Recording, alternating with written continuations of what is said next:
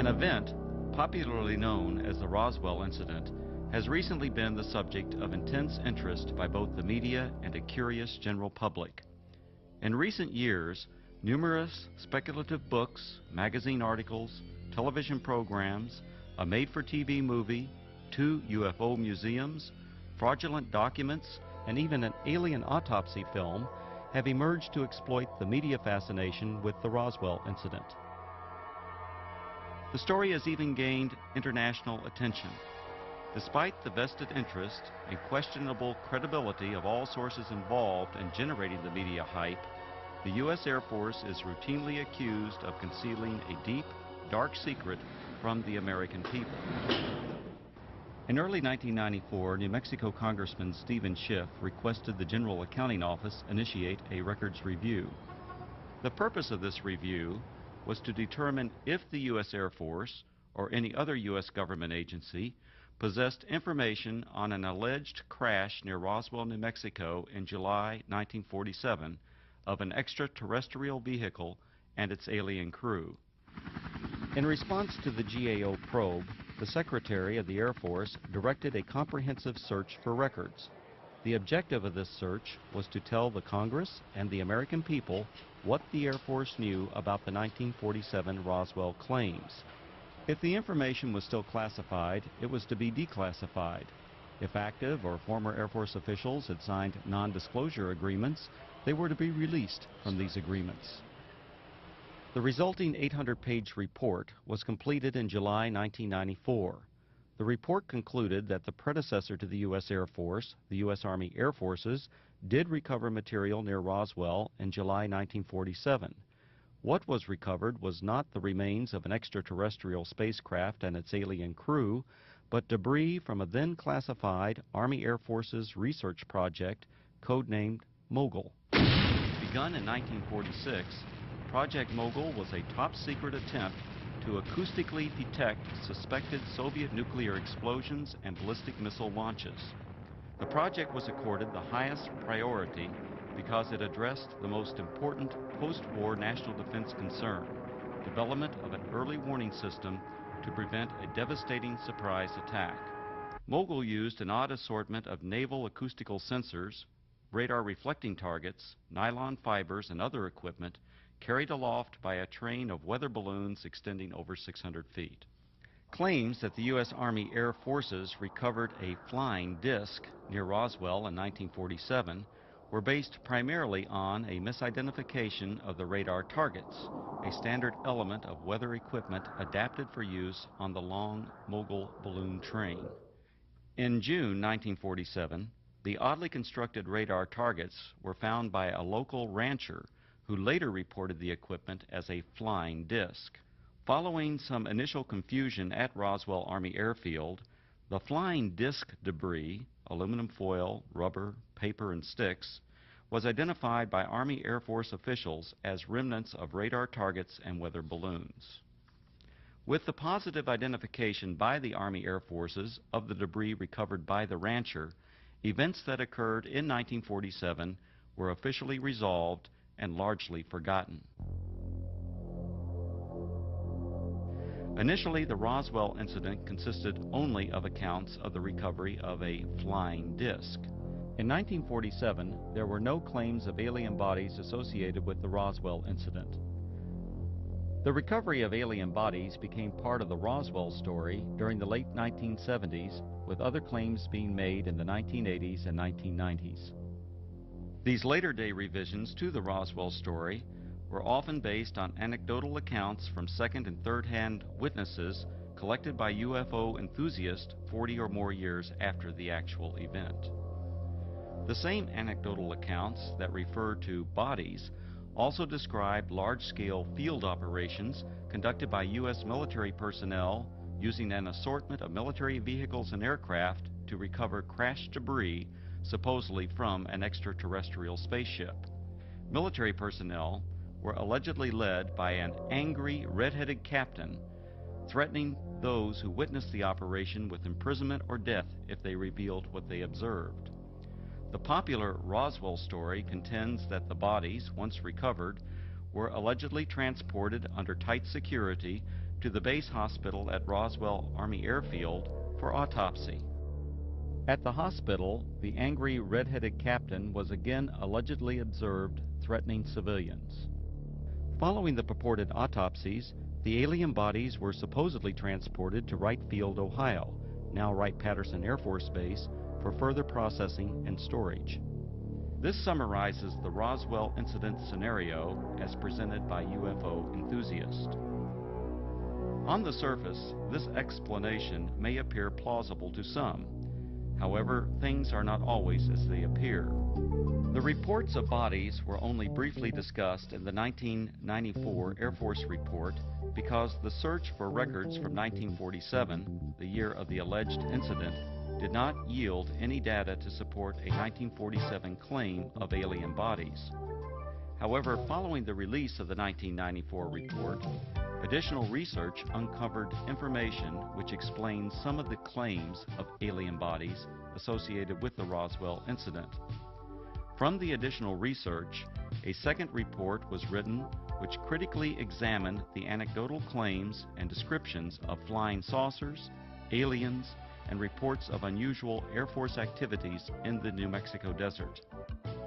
This in-depth examination revealed that many of these claims were reasonably accurate descriptions of Air Force activities. Some of the claims that refer to bodies are most likely misperceptions by uninformed persons of unclassified and widely publicized Air Force scientific achievements of the 1950s. However, other descriptions of bodies appear to be exploitation of Air Force members killed or injured in the line of duty. The following are the 5 main conclusions contained in the second report.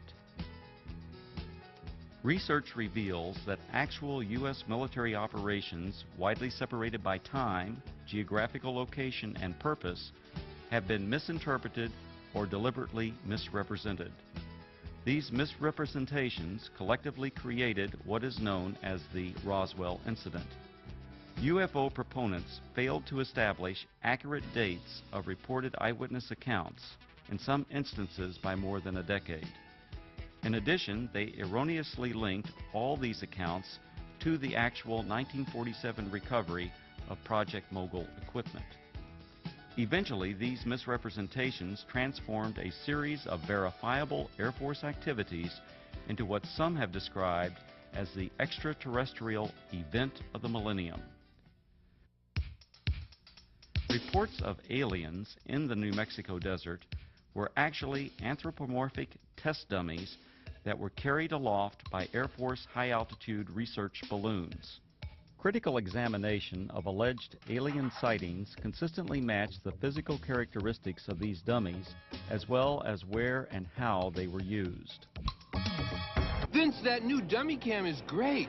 Yeah, it'll sure give people a whole new outlook on what it's like when you don't wear a safety belt.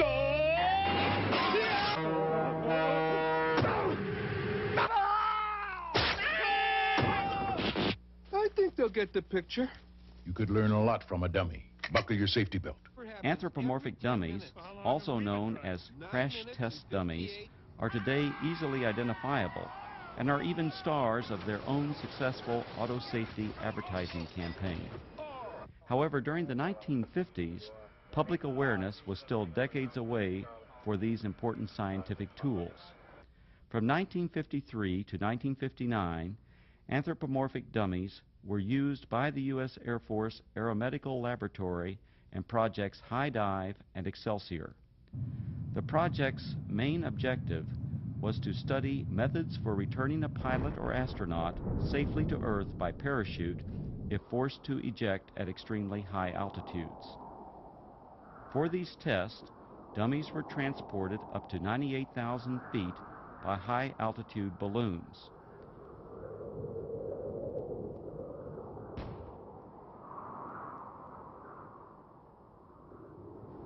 The dummies were released for a free-fall period, during which body movements and escape equipment performance were recorded by a variety of instruments.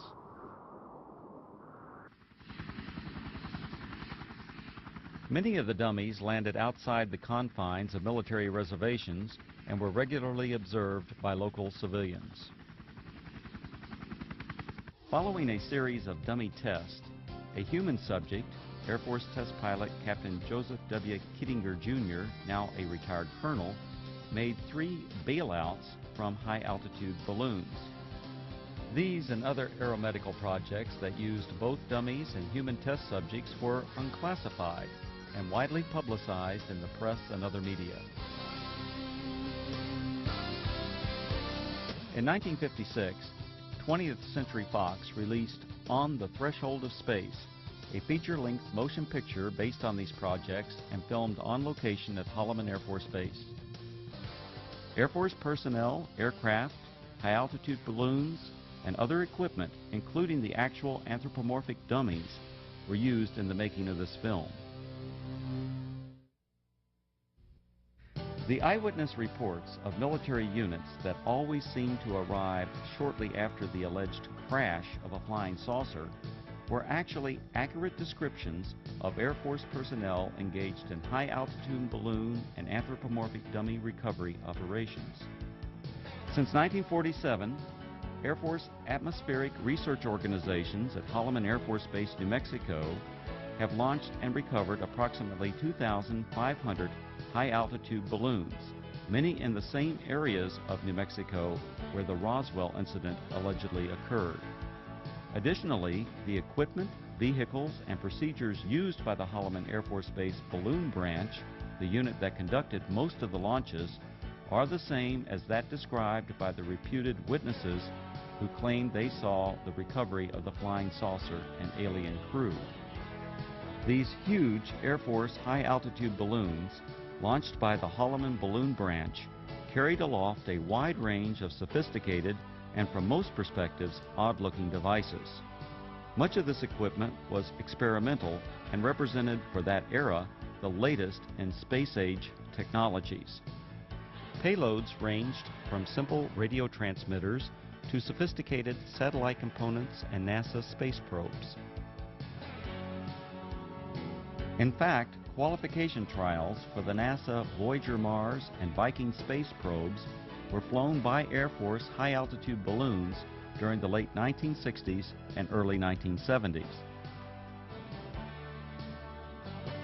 Ironically, these balloons were launched from the former Roswell Army Airfield, site of the originally alleged 1947 incident, and recovered on the White Sands Missile Range over 100 miles to the west.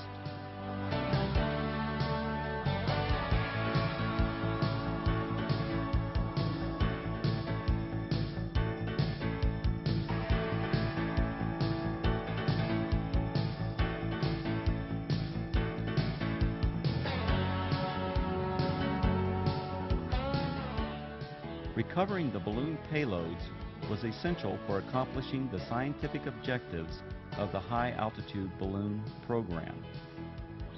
The primary high-altitude balloon recovery areas were and still are located at predetermined sites throughout Arizona, West Texas, and New Mexico, including the area surrounding Roswell. To retrieve the equipment many miles from Holloman Air Force Base, recovery personnel operated a variety of aircraft and vehicles. The exact vehicles described by the witnesses as having been present at the crashed flying saucer sites.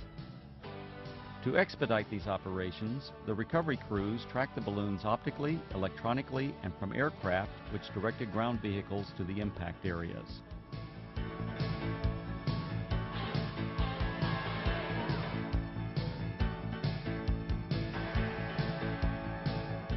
In several of the Roswell accounts, unsubstantiated allegations asserted that military personnel who retrieved equipment from rural areas of New Mexico intimidated and threatened civilians on the scene. On the contrary, Balloon Branch personnel enjoyed good relations with the local community and often solicited their assistance following a balloon or payload landing. In the course of their activities, recovery personnel rented or borrowed tractors, bulldozers, snowmobiles, and even pack mules from local residents. The payloads, parachutes, balloons, and circling chase aircraft often draw crowds of curious onlookers from the local community. In fact, so many civilians are often present at balloon or payload landing sites, the scenes were once described by balloon branch personnel as being like the circus coming to town. Here's what it looked like this afternoon, floating from east to west over town. It was way up there, all right, some 25 miles over our heads, the Air Force later told me. The giant helium-filled balloon eventually collapsed, falling to Earth like 1,000 pounds of cellophane, landing on the Gila Indian Reservation southwest of Phoenix. A short while later, we spotted this, a large parachute, perhaps 100 feet across. Dangling beneath it was some sort of a silver box that made a rather hard landing. This is what had been attached to that balloon, we would later find out. There were no markings on it, no way at all of telling what it was. Then the Air Force pulled up. Excuse me, we don't mean to be too nosy, but about 1 million people in Phoenix are dying to know. What is it? What is it? Yeah. This is a scientific payload that was launched from Holloman Air Force Base in New Mexico. How far are we? About 400 miles? Okay, it went up to approximately 125,000 feet in the air, carried aloft by an 11 million cubic foot balloon. So there you have it, an Air Force experiment to gather information on gases in the upper atmosphere. Thank goodness it was one of ours. Len Clements, News Center 10. In addition to high-altitude balloons, the Holloman Balloon Branch also launched low-altitude tethered balloons. These tethered balloons may have inspired at least one account of an alien craft associated with the Roswell incident. In a popular book, the authors present a drawing of a crashed spaceship, allegedly given to them by an anonymous witness. When this drawing is compared to a photograph of an experimental tethered balloon flown at Holloman Air Force Base in March 1965, the similarities are undeniable.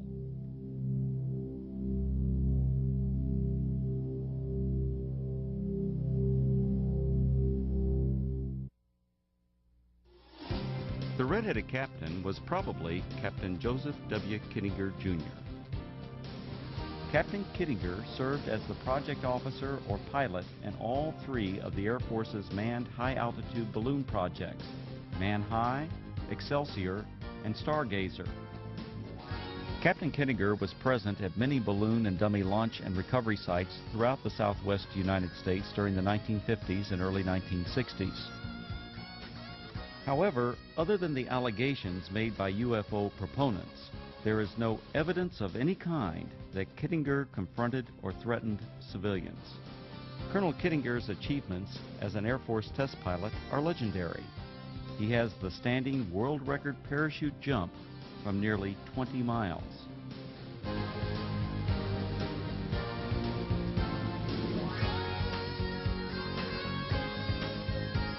Later he went on to serve 3 combat tours in Southeast Asia and is credited with an aerial victory while engaged in combat over North Vietnam.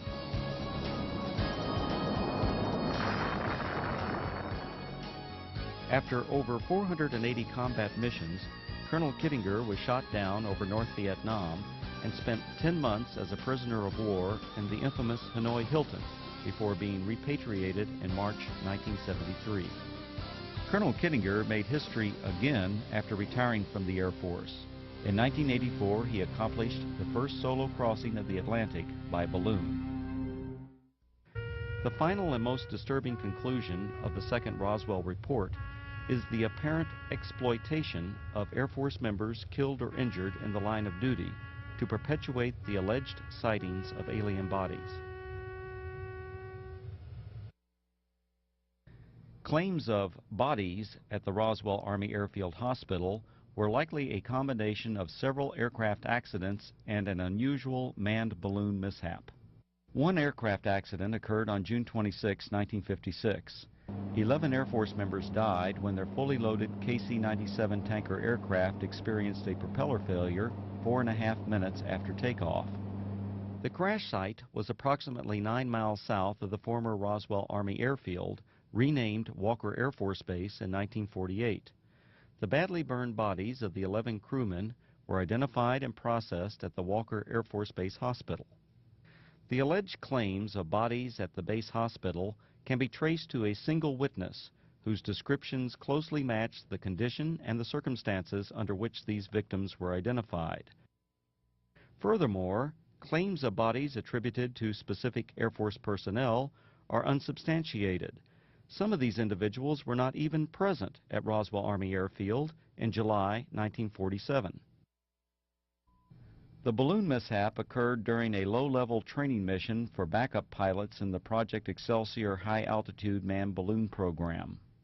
This unusual accident occurred approximately 10 miles northwest of Walker Air Force Base on May 21, 1959.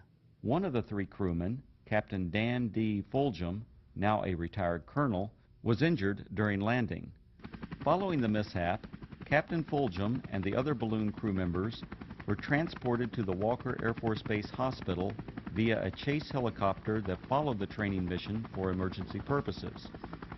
Upon arrival at the highly secure Strategic Air Command base, the balloon crew was met by armed Air Force security personnel who remained with the crew until their identities were confirmed.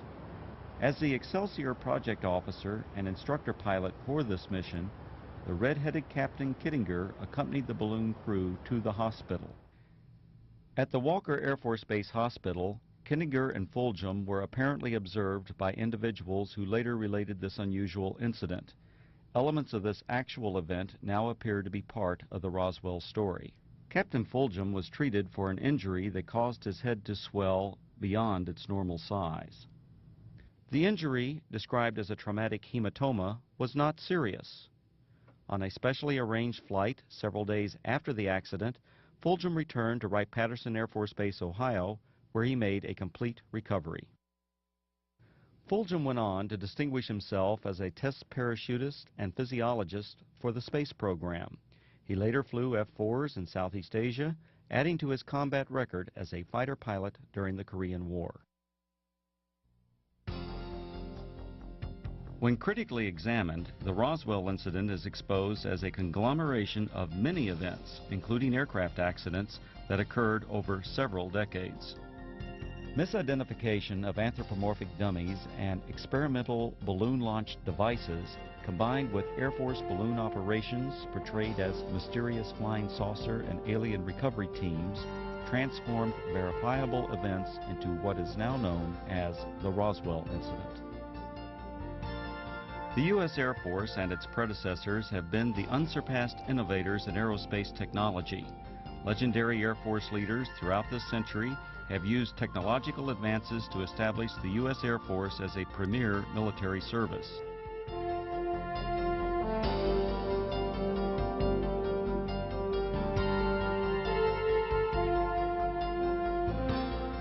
The facts presented in the reports examining the so-called Roswell incident did not reveal it to be a dark secret or government cover-up as persons unacquainted with Air Force technologies proclaim.